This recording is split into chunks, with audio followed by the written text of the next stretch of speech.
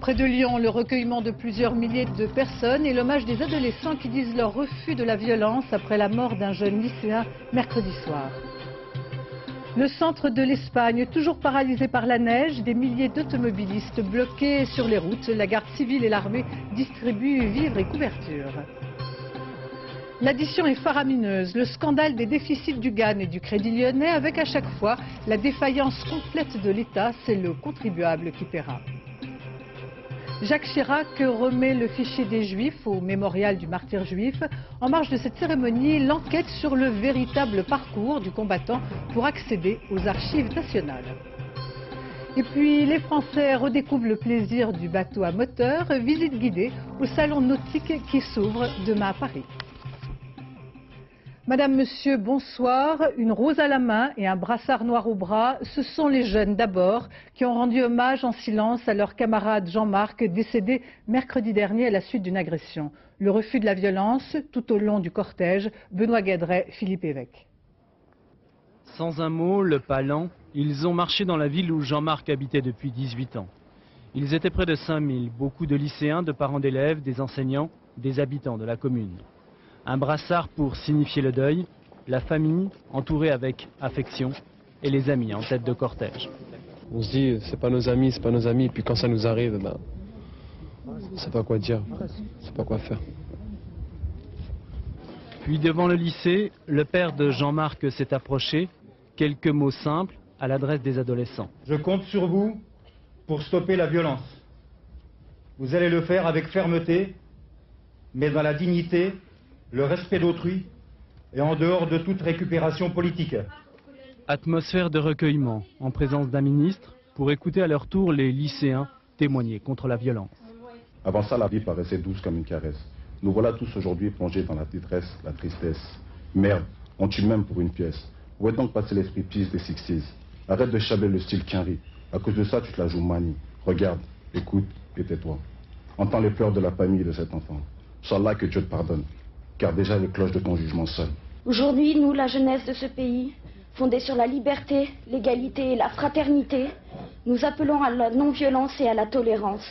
Nous ne voulons plus voir dans ces regards cette détresse qui nous oppresse. Aussi, Jean-Marc, nous voulons que tu sois le dernier à partir à cause de ces stupidités. Respect à toi, repose en paix. Demain, les amis de Jean-Marc se retrouveront pour une autre cérémonie sur les lieux de l'agression. Depuis près de 2 semaines, pas un jour sans une agression dans les transports en commun. Aujourd'hui, c'était autour de Saint-Étienne. Tout à l'heure, un adolescent de 15 ans à Grenoble, soupçonné d'avoir tiré des coups de feu sur un trolleybus, a été interpellé. Cette insécurité touche toutes les zones urbaines. L'exemple dans l'Essonne, où notre équipe, pendant plusieurs jours, a suivi à l'intérieur des bus la desserte des quartiers sensibles et l'ordinaire des chauffeurs. Daniel Wolfrom, Dominique Bonnet. Alors, Ahmed, tu es avec qui ce soir? Ces jeunes gens sont chargés de la sécurité dans les autobus de la compagnie du centre de l'Essonne. On les nomme les agents d'ambiance. Alors, je vous demande d'être assuré prudent ce soir, parce que vous savez qu'hier, il y a eu quelques petits... vous avez eu un incident sur le réseau. Alors, je demande d'être prudent, parce que on n'a pas envie que ça nous pète un peu dans le visage, ok? D'accord? L'atmosphère est tendue. La veille, un adolescent est mort en traversant l'autoroute pour échapper à la police, après un contrôle dans un de ses autobus. Ça vous, le titre de transport? Non.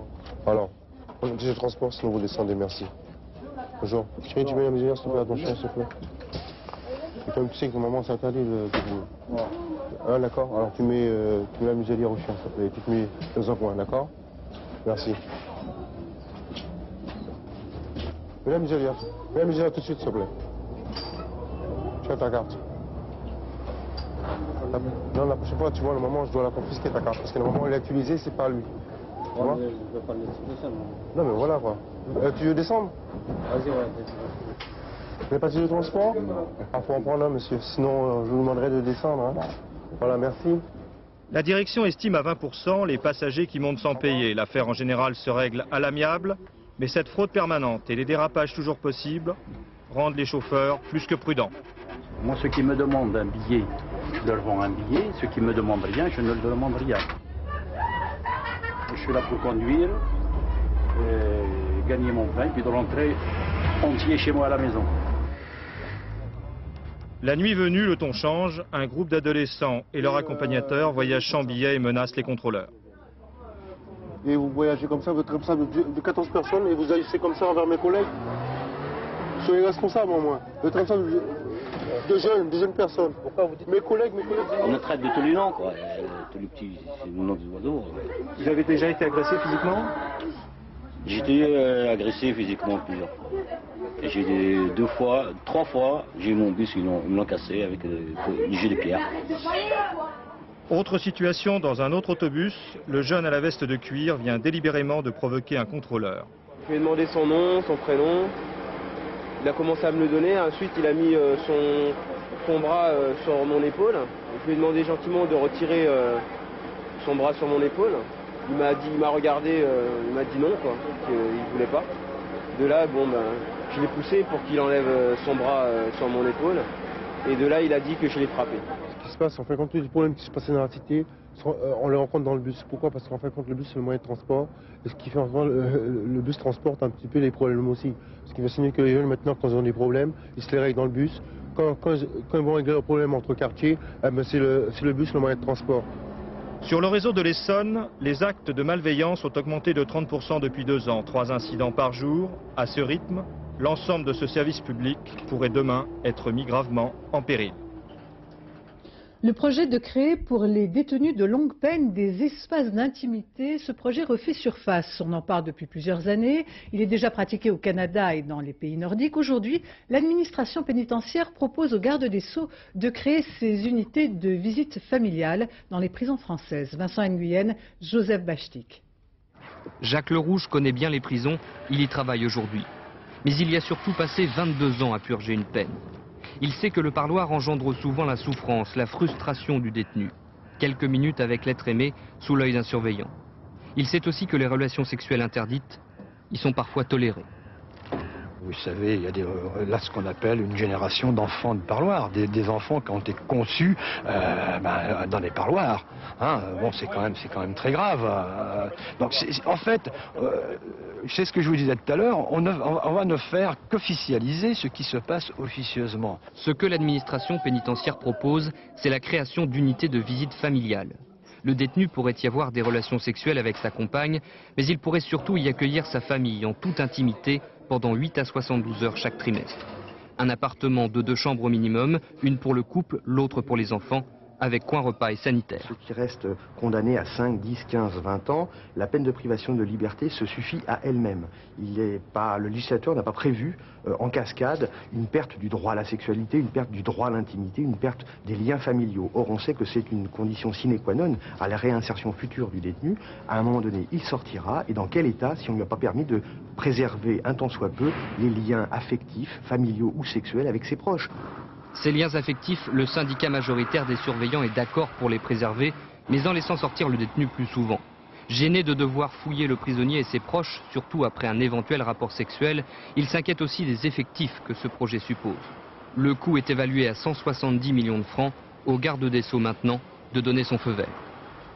En Espagne, l'offensive du froid tourne au cauchemar pour plusieurs milliers d'automobilistes bloqués la nuit dernière sur les routes. La garde civile et l'armée ont pris la direction des opérations. Patrice Romden. En préambule à l'hiver, le jeudi blanc des Espagnols qui dès hier soir par milliers abandonnent leurs véhicules sur les routes du pays. Les plus chanceux trouveront refuge dans les mairies, les écoles alentours, voire dans la prison d'Ocaña au sud de Madrid. Les autres apprendront la patience, puis à la lumière du jour naissant, se risqueront à repartir au pas et en convoi. Au matin donc, pas de victimes, mais matière à polémique. Car si la police, l'armée, la Croix-Rouge et les services de protection civile n'ont cessé de s'affairer toute la nuit, distribution de couvertures et de vivres, les automobilistes, eux, se plaignent de la lenteur des secours. Figurez-vous que certains routiers sont restés bloqués plus de 9 heures. N'y tenant plus, ils ont appelé les stations de radio nationales pour s'offrir, vive le téléphone portable, une colère en direct. Les autorités espagnoles le reconnaissent, l'ampleur des chutes de neige les a prises de court. De l'Andalousie à la Castille, la neige a finalement cessé de tomber. Restent quelques plaques de verglas, alors cuidado, comme on dit là-bas. Et puis en Australie, les violents incendies de forêt pourraient être à l'origine de véritables désastres écologiques. Des animaux par centaines pris au piège du feu, dont les kangourous et les koalas. Jacques Cardoz. Elle a presque disparu, cette baie de Sydney, enveloppée dans une épaisse couche de fumée. Signe des incendies qui ravagent ses alentours depuis le début de la semaine. Au gré du vent, le paysage se fait et se défait. Les collines alentours brûlent tour à tour. 500 000 hectares détruits, 6 000 pompiers à pied d'œuvre, dont 2 disparus, et quelques pompiers de fortune, qui tentent l'impossible. Depuis 24 heures, le feu semble disparaître, mais il laisse sur son passage trace de sa force. Ceux-là ont de la chance, mais kangourous et koalas périssent à leur tour, même dans ce parc naturel. Les autorités australiennes qualifient la semaine de véritable catastrophe écologique. Le quart sud-est du pays n'est plus que cendre. La facture s'élève aujourd'hui à 45 millions de francs et l'on attend toujours que la pluie apparaisse enfin. En France, cette semaine, nous évoquions le scandale du GAN, dont la gestion coûtera plusieurs dizaines de milliards de francs aux contribuables. Autopsie d'une histoire qui se répète, le Crédit Lyonnais et la société marseillaise de crédit ont à chaque fois des dysfonctionnements identiques. Sébastien Vibert. Le GAN, compagnie d'assurance, 35 à 50 milliards de francs de pertes. Le Crédit Lyonnais, grande banque d'affaires, entre 150 et 170 milliards de pertes. La société marseillaise de crédit, petite banque régionale, trou de 3 milliards de francs. Des sociétés très différentes, mais qui ont toutes le même point commun. Ces entreprises publiques gérées par l'État affichent des ardoises colossales, toutes seront payées par le contribuable. Les raisons de ces désastres financiers sont elles aussi identiques. La crise de l'immobilier d'abord au milieu des années 90. Une brutale chute des cours après des années de spéculation a révélé des immeubles surpayés, des prêts massifs sans réelle garantie. Mauvaise gestion donc, ou pire encore, plainte, information judiciaire, la justice soupçonne de nombreux dirigeants de ces établissements de malversation. Des dirigeants souvent nommés et démissionnés au gré des changements politiques, des dirigeants qui ne sont pas des entrepreneurs mais des hauts fonctionnaires. Tous ces gens appartiennent à peu près sans exception à l'inspection des finances. L'inspection des finances, c'est donc ce grand corps de l'État où vont les meilleurs, les mieux sortis de l'ENA et qui ensuite se retrouvent au ministère des Finances avant d'aller pantoufler d'une manière ou d'une autre dans les grandes banques et les grandes compagnies d'assurance. En théorie, l'État, actionnaire principal, a les moyens de surveiller ces sociétés. Des moyens qui n'ont pourtant pas fonctionné. Les représentants de l'État aux divers conseils d'administration n'ont pas fait preuve d'une grande vigilance. Il y a ce capitalisme, comme on dit, de la barbichette, c'est-à-dire où chacun siège au conseil d'administration de l'entreprise que dirige l'autre et vice-versa. Eh bien, les gens n'ont pas envie de se faire des ennuis mutuels, c'est-à-dire que si moi je suis relativement tranquille et confiante à votre conseil d'administration, vous me rendrez l'appareil le jour du mien. Donc il y a ce petit côté entre soi qui joue, et qui joue beaucoup plus en France que dans les autres pays, parce qu'il y a encore un capitalisme franco-français. Il y a aussi beaucoup d'inspecteurs des finances dans les organismes de contrôle comme la commission bancaire, le Trésor ou la Cour des comptes. Ils ont certes mené des enquêtes et produit des rapports, mais sans réelle efficacité et toujours après coup. Poursuite du mouvement de grève à France 3, les négociations ont été rompues hier soir. Le rétablissement de l'antenne provoque la colère des grévistes. Après une assemblée générale ce matin, les représentants du personnel en grève se sont rendus cet après-midi à la régie finale de France 3, dans le 15e arrondissement de Paris, pour réclamer l'arrêt des émissions. Ils ont ensuite été reçus au ministère de la Culture et de la Communication. Les négociations reprendront à 22h30 entre la direction de la chaîne et les syndicats. À Strasbourg, Alain Madelin, le président de Démocratie libérale, met au défi le gouvernement de faire un référendum sur la nationalité alors que le projet Chevènement sera à nouveau à l'ordre du jour à partir de mardi. Jay Wittenberg, Patrick Deschmecker. C'est ça que j'ai fait mes études. Le vrai problème aujourd'hui... Simplement, ce qu'on appelle sélection par le mérite aujourd'hui, c'est malheureusement sous-entendu dans la sélection par le mérite. Alain Madelin voudrait faire de la politique autrement. Oublier la langue de bois, trouver une nouvelle manière de faire passer un discours. Le tout, c'est de savoir quel discours. Première version, face à un parterre d'étudiants, voilà le Madelin libéral, et pas seulement en matière économique. La vieille droite égoïste, conservatrice, la vieille droite parfois étatiste, dirigiste, ou la vieille droite xénophobe. C'est pas la mienne, celle-là. Militant de démocratie libérale, petit patron de PME, devant eux, c'est l'autre Madelin qui entre en scène et celui-ci doit mériter ses galons d'opposant. Côté affichage, à droite, voici l'ancien juge Thierry Jean-Pierre, venu du mouvement de Philippe de Villiers. Quant au discours, sensible au vent de l'actualité, il parle d'immigration. Savez-vous que la loi Jospin propose de supprimer toute sanction à un immigré qui fait entrer en France irrégulièrement ses cousins, cousines, belles-sœurs, belles-filles, beaux-pères, belles-mères? En Alsace, la question du Front National revient comme une obsession. Avec ici un parfum électoral, bientôt les régionales, mais dès ce dimanche, Alain Madelin, comme toute la droite, guette le résultat d'une partielle près de Mulhouse, où les électeurs du FN peuvent une fois de plus créer la surprise. Je ne vais pas les injurier et je ne vais pas chercher à faire peur et je ne vais pas participer aux croisades menées par une gauche intéressée contre le Front National. Pas facile, dans une droite en crise, d'être aujourd'hui chef de parti. Alain Madelin s'essaie à l'exercice, sans cacher ses ambitions personnelles. Jean-Marie Le Pen, lors d'une conférence de presse à Munich, réaffirme que les chambres à gaz sont la possibilité... Non, alors pardonnez-moi, ce n'est pas le texte du tout. Il réaffirme que les chambres à gaz sont un détail de l'histoire de la Deuxième Guerre mondiale. Fin de citation. Le MRAP a annoncé des poursuites judiciaires à l'encontre du Front National. SOS Racisme demande au ministère de la Justice d'étudier la possibilité de nouveaux moyens juridiques. Jacques Chirac a déposé aujourd'hui les fichiers juifs au mémorial du martyr juif face à la flamme du souvenir. Le président de la République, accompagné du ministre de la Culture Catherine Trottmann, de l'ancien ministre Simone Veil, du président du CRIF, ont assisté à l'installation de ces fichiers dans la crypte. Certains historiens réclamaient que ces fichiers découverts en 91 par Serge Klarsfeld soient versés aux archives nationales. Le chef de l'État en a décidé autrement. Jacques Chirac, au cours de cette cérémonie, a appelé le peuple français à regarder en face son histoire. Nous l'écoutons. Oui, la France de l'occupation a existé.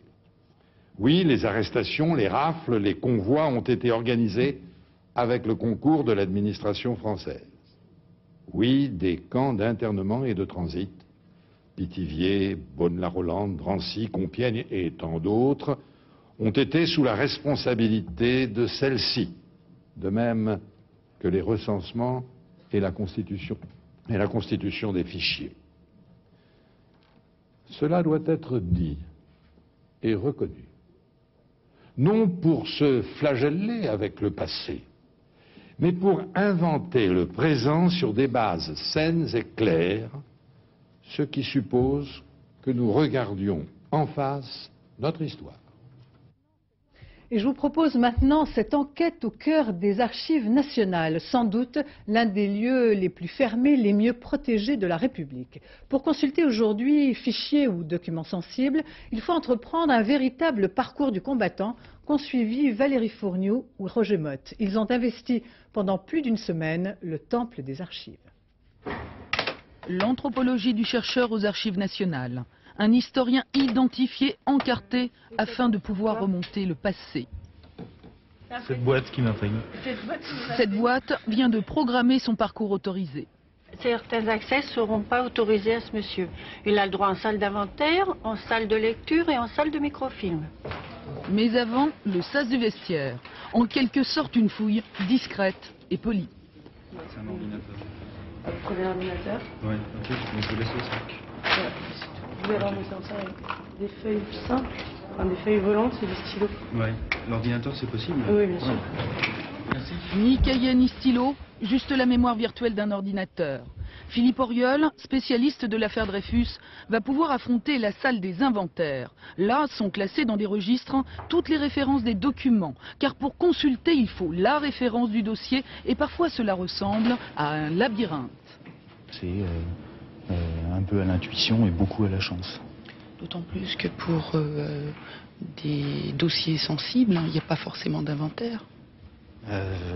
Souvent oui, il y a des choses effectivement qui ne sont nulle part et qu'on trouve parfois. On sait que ça existe parce qu'on sait qu'il y a une cote, il y a un renvoi sur quelque chose, donc on sait qu'il y a le dossier et après il faut essayer de le trouver.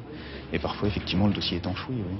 Nulle part ou tout simplement interdit à la consultation. Verdict. C'est bon, c'est communicable, librement. Philippe Auriol va pouvoir consulter des documents liés à l'affaire Dreyfus. Tous ne sont pas en libre accès. Pour les dossiers dits sensibles, il faut souvent une dérogation individuelle. Vous avez des archives qui ne sont pas librement communicables, ce sont des archives de la présidence de la République, 5 AG 4, donc une partie des archives du président Mitterrand. Elles sont communicables, elles seront communicables quand? Alors, elles sont soumises à un délai de communicabilité de 60 ans au terme de la loi, et elles sont communicables dès maintenant par dérogation. Pour accéder aux archives de François Mitterrand, série 5 AG4, 4e président de la 5e République, il faut en plus l'accord de la fondation qui porte son nom afin d'obtenir la fameuse dérogation individuelle. Faire sauter les verrous du temps, c'est le propre d'un historien. Mais en matière d'archives, les verrous sont surtout politiques et législatifs. La loi française impose des délais de 30 à 150 ans afin de protéger les individus cités dans les documents. Une protection nécessaire, difficile pourtant à comprendre lorsqu'il s'agit d'un sombre passage de l'histoire récente de notre République, comme octobre 1961. À partir du moment où on met de côté certains papiers, il n'y a aucun contrôle et dans ce cas-là on peut mettre tout ce qui est gênant pour d'autres raisons, c'est-à-dire pour des menées politiques qui elles étaient scandaleuses, comme par exemple le fait de mettre 200 ou 300 Français musulmans, ou je ne sais comment on le disait à l'époque, par-dessus un pont. Toutes les archives contemporaines sont stockées à Fontainebleau. Un archivage de masse, où tout est récent donc sensible. Ici, le secret a un sceau en plomb et certains rusent.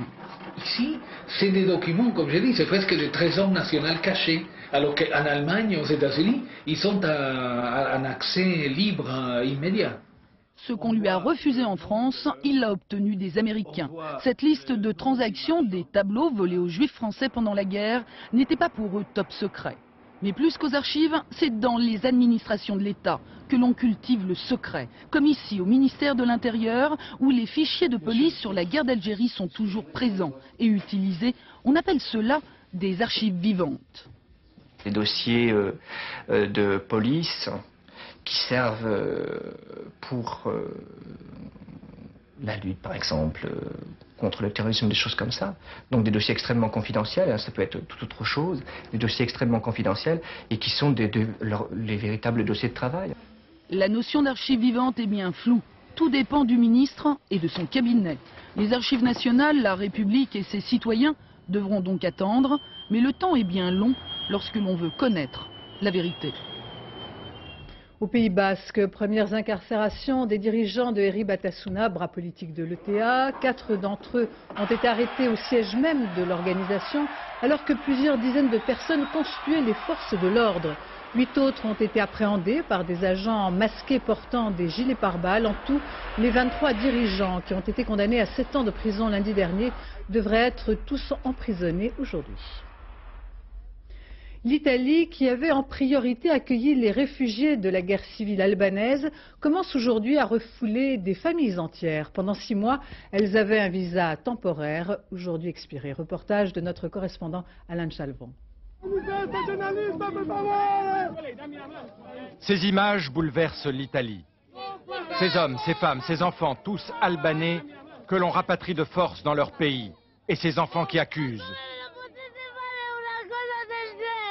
Mais comment pouvez-vous nous faire une chose pareille? Ils sont arrivés en mars, au moment où la guerre civile faisait rage dans leur pays, à la recherche d'un havre de sécurité et d'une vie meilleure. Beaucoup l'ont trouvé, mais beaucoup aussi sont restés là, dans des camps. Et la loi est implacable. Ceux qui n'ont pas trouvé de travail, 5000 en tout, on leur donne 200 000 lire, 6000 francs, et ils doivent rentrer, de gré ou de force. Alors ils font la grève de la faim, menacent de mettre le feu aux autobus qui les transportent, mais rien n'y fait, ils doivent partir. Ceux-là même, en Italie, qui critiquaient l'hospitalité qui était offerte aux Albanais, clament aujourd'hui leur honte. Et ceux qui partent ainsi affirment à qui veut bien les entendre qu'ils reviendront dès que possible. À Paris, Benjamin Netanyahou a rencontré Lionel Jospin et Madeleine Albright, secrétaire d'État américain. Des entretiens pour relancer le processus de paix. Madeleine Albright, malgré 3 heures de discussion, ne semble pas avoir obtenu d'avance concrète. Le Premier ministre israélien propose aux Palestiniens une période de 5 mois pour qu'ils respectent leurs obligations en matière de sécurité. En contrepartie, il s'engagerait à dire à l'avance quel territoire ils pourraient évacuer. Au Japon, le sommet de Kyoto sur l'environnement se poursuit.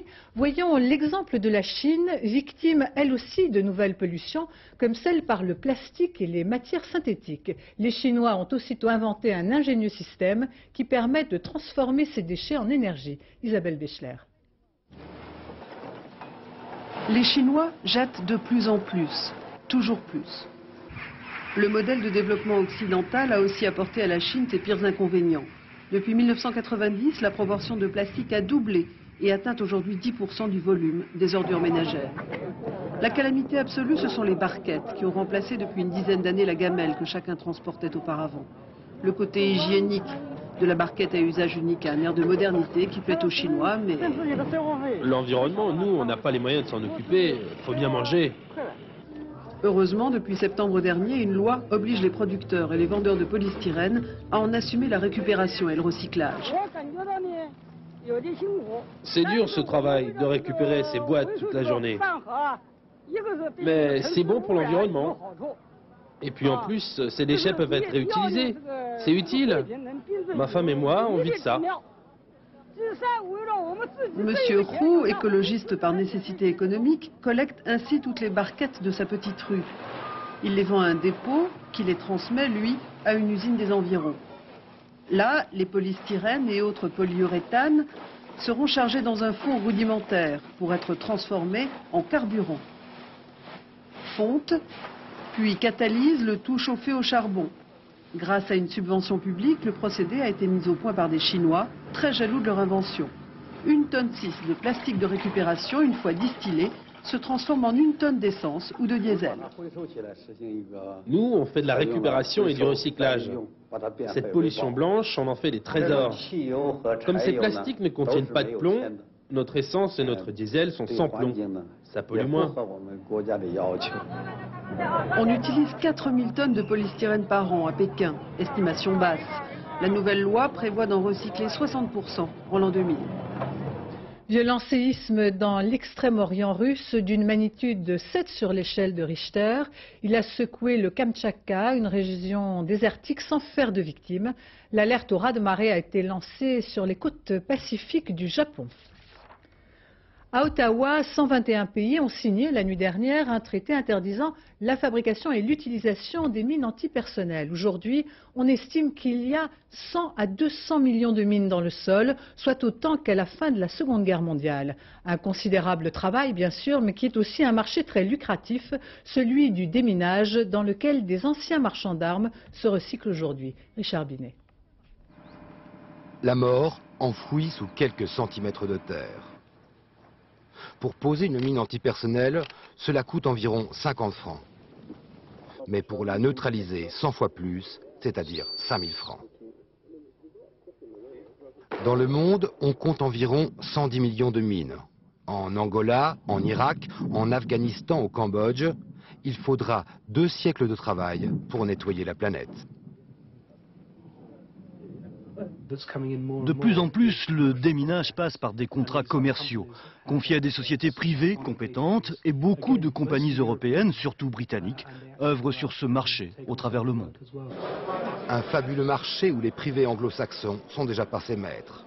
70% des contrats de déminage sont déjà entre leurs mains.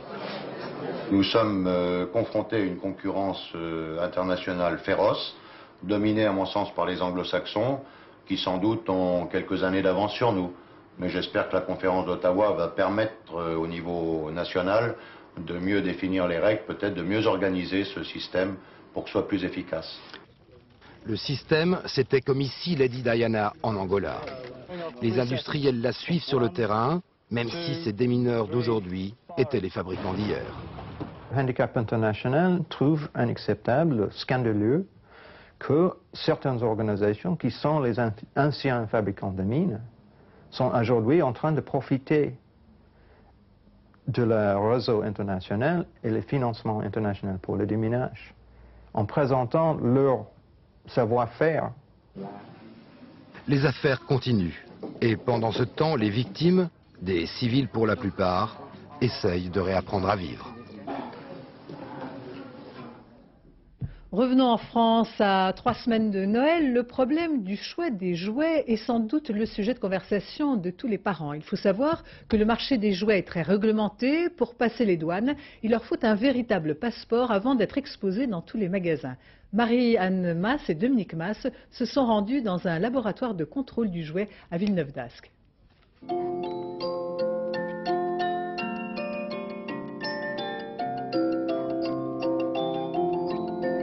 L'œil n'a pas cassé, donc c'est conforme. C'est bon, ça peut résister à une traction normale d'un enfant. Ici, on brûle, on perce, on arrache, on gratte, bref, on traque le moindre défaut sur tous les jouets d'importation. Le jouet doit répondre aux 3 normes principales, c'est-à-dire la norme 1 qui est les essais mécaniques et physiques. Ensuite, donc, on a l'inflammabilité comme deuxième norme. Et la 3e norme, c'est la migration de certains éléments, des métaux lourds essentiellement. Une peinture qui contient du plomb, des échardes dans un puzzle de bois, un œil de peluche qui se détache et ce sont autant de jouets qui repartent vers leur pays d'origine. C'est la loi, il faut avec chaque jouet qui arrive en France un descriptif complet et l'adresse précise de l'exportateur, faute de quoi l'objet sera saisi par la douane et subira toute une série de tests pour une mise aux normes européennes. Il y a quand même des éléments de sécurité qui sont fondamentaux, qu'il faut contrôler avant la mise sur le marché. Donc on travaille en très forte synergie avec nos collègues de la répression des fraudes et de la concurrence qui eux-mêmes sur le marché intérieur prélèvent des échantillons et font des contrôles au niveau de la distribution. Une vigilance de plus en plus partagée par les consommateurs qui ne regardent plus seulement le prix, mais aussi la qualité. Je fais très attention parce que bon, il y a quand même pas mal de problèmes d'inhalation de corps étrangers chez les enfants dus à des jouets. On regarde quand même la qualité, mais bon, il y a rarement une note qui dit attention danger par rapport à ce jouet, quoi. En belge ou bien... Vous avez écouté de coloris là-dessus? Oui, voilà. Quand ce sont des choses d'importation, on prévient les gens. Là, et voilà, on ne connaît pas la provenance exacte. Enfin, on connaît la provenance, mais on ne connaît pas les fabrications. Donc, à vos risques et périls. Sans parler des contrefaçons qui représentent un vrai marché parallèle. Sur les 6 derniers mois, 10 000 jouets d'imitation ont été saisis dans le Nord. Et là, c'est toujours le flair des douaniers qui fait la différence. Ouverture demain au public du salon nautique à la porte de Versailles. Plus d'1 millier de bateaux exposés, 200 nouveautés. Visite guidée Alexandre Cara, Claude Sicard. Le salon nautique, c'est comme un rêve de gosse. On y trouve des jouets par milliers, mais des jouets pour les grands. Cette année, le salon est tout sourire, le marché a le vent en poupe et en plus, il se démocratise. Il existe des bateaux à voile à partir de 7 000 francs, des bateaux à moteur à partir de 13 500 francs, moteur compris. C'est donc un sport réellement à la portée de tous. Qu'ils soient à voile ou à moteur, professionnels ou amateurs, les visiteurs devraient trouver leur bonheur. Les 900 exposants, accompagnés de plus de 1000 bateaux, sont là pour ça. Un salon à la taille du marché, il y a en France près de 900 000 bateaux pour 3 millions de plaisanciers. Il faut dire que les constructeurs font des efforts. Les producteurs français ont sorti de tout nouveaux produits, tout à fait bien placés par rapport à la concurrence extérieure, ce qui donne vraiment un engouement nouveau au motorisme. Et il y en a pour tous les goûts, salon grand luxe et même baignoires pour ceux qui n'aiment pas l'eau salée, des coquilles de noix pour les amateurs de tradition, des pénichettes sans permis s'il vous plaît, des petits catamarans pour les fous de vitesse, sans oublier le grand retour de la glisse, même le scooter des mers, tant décrié, a trouvé une petite place. Mais le salon est aussi une formidable vitrine de promotion. Au détour d'un stand, on trouve des visages connus et on a même sorti le blazer pour l'occasion. Tous les deux, nous sommes parrains du défi Jeune Marin 2000. Et donc, qui va se courir sur ces bateaux-là, d'ailleurs. Un défi jeune sur des embarcations traditionnelles, des embarcations construites sous vos yeux. L'occasion pour ceux qui n'ont pas une bourse bien pleine d'apprendre à fabriquer eux-mêmes leurs petits bateaux. Les 6 sportifs français contrôlés positifs aux anabolisants au mois d'octobre ont demandé aujourd'hui une entrevue à Marie-Georges Buffet, ministre de la Jeunesse et des Sports. Clamant à nouveau leur innocence, ils souhaitent qu'une étude scientifique soit menée avant toute sanction sportive. En réponse, ce soir, Marie-Georges Buffet a réaffirmé que les procédures engagées doivent suivre leur cours. Cette semaine sur les écrans, sortie d'un film américain d'un jeune réalisateur 2 fois primé cette année. Un parcours sans faute pour ce premier film plein de tendresse qui nous fait découvrir un quartier apparemment sans charme de New York, la rencontre d'un sans-abri et d'une actrice en bout de course le temps d'un dimanche. C'est d'ailleurs le titre du film, Sunday. Aubéry Edler et Christian Houtin. Quand des gens vous posent la question c'est quoi le thème de votre film, vous savez, moi j'ai envie de répondre et c'est quoi le thème de votre vie? Et la vie est la passion de Jonathan Nossiter. Curieux de tout, il est sommelier par amour du vin, habile à parler 5 langues par goût du voyage. Sunday est l'histoire d'un de ces dimanches si longs à occuper pour les exclus, tous ceux restés à quai, en marge de la société. Sunday. Day of nothingness. Ce dimanche-là nous entraîne dans le Queens, le coin de New York où se retrouvent tous les nouveaux immigrés qui se jurent de ne pas y rester.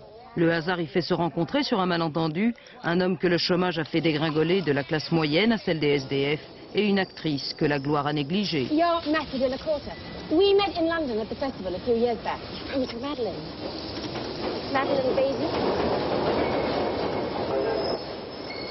Of course. Pretty good? Aux États-Unis, on est dans un état d'une fragilité extraordinaire. D'un jour à l'autre, on peut tomber dans le néant, aussi bien qu'on peut surmonter jusqu'au sommet des gratte-ciel de Manhattan. Il y en a qui vous parlent de l'Amérique, ils ont des visions de cinéma. Dans l'Amérique de Nossiter, il y a toujours de la place pour l'espoir. Le temps d'une journée, les héros de Sunday, au prix de silence qui ne sont pas tout à fait des mensonges, sauront profiter de ces instants offerts par la chance.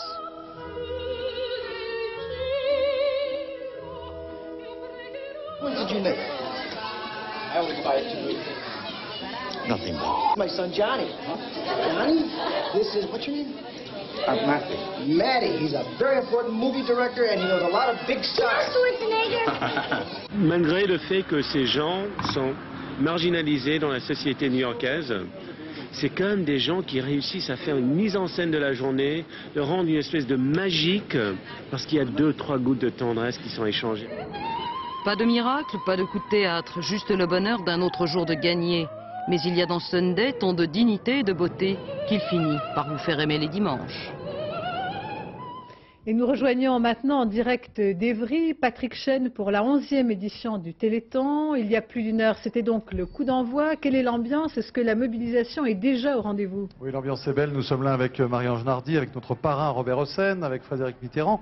Eh bien, l'ambiance est belle et c'est une soirée qui n'est pas définissable. C'est pas une soirée de variété, c'est une soirée d'amour tout simplement. Et c'est ce soir un mondial, le mondial du Téléthon. Hier, on parlait football. Aujourd'hui, on va réunir sur ce plateau des enfants venus de partout, mais surtout des chercheurs venus du monde entier pour justifier ce que vous faites au quotidien, minute par minute, le 36-37, pour faire monter les dons. C'est parti. Voilà, il a tout à fait bien expliqué avec notre parrain Robert Hossein. Robert, on est en direct, je sais que vous n'entendez pas Béatrice. Non, mais en la regardant, on comprend tout. Il y a une chose qui est très importante à dire avec le Téléthon, c'est que c'est le 11e Téléthon. 11e Téléthon, ça dure 30 heures. Le Téléthon a un rapport avec la durée. On a l'impression que ça dure très très longtemps, mais en vérité, le Téléthon n'arrête pas d'accumuler les progrès d'année en année. Et cette durée, c'est aussi le défi pour répondre à un défi encore plus important, qui est le défi de l'urgence. En vérité, il faut absolument se battre contre le temps tout le long du Téléthon, parce que chaque seconde gagnée, grâce à vos dons, c'est une seconde qui permet de venir au secours des enfants, des familles, du progrès, de la recherche, car cette année, enfin, on est arrivé à localiser un certain nombre de gènes. Maintenant, on court vers le médicament. Alors Béatrice, on peut juste vous rappeler peut-être pourriez-vous le nous numéro dire pour quelle raison Robert Hossein, qui ne m'entend pas, mais pour quelle raison a-t-il accepté d'être le parrain de cette manifestation? Précisément parce que Robert Hossein a du souffle.